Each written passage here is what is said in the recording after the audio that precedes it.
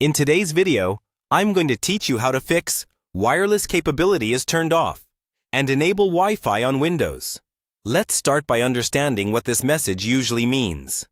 When Windows says that wireless capability is turned off, it's basically telling you that your computer's Wi-Fi adapter is disabled.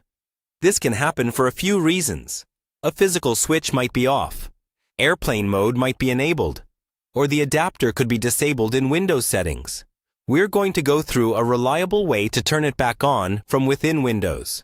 First, look at the bottom right corner of your screen and find the network icon on the taskbar. It usually looks like a small Wi-Fi symbol or a globe. Click on it once. This will open the network panel, where you can see if Wi-Fi is currently available or if it looks grayed out or turned off.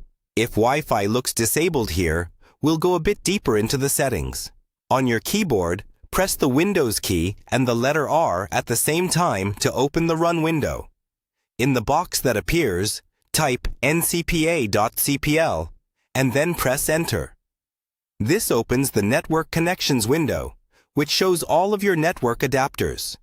Here, look for the adapter that says Wi-Fi or Wireless Network Connection. If you see that this icon is grayed out or it says Disabled underneath, that's the problem. To fix it, right-click on the Wi-Fi adapter and choose Enable. Give it a few seconds. Once it's enabled, the icon should become colored and active. After enabling it, go back to the bottom right corner of your screen and click the network icon again. You should now see a list of available Wi-Fi networks. Select your network from the list and click Connect. If prompted, enter your Wi-Fi password carefully and confirm. If it connects successfully, you should see the Wi-Fi icon showing signal bars, and you can open a browser to confirm that your internet is working.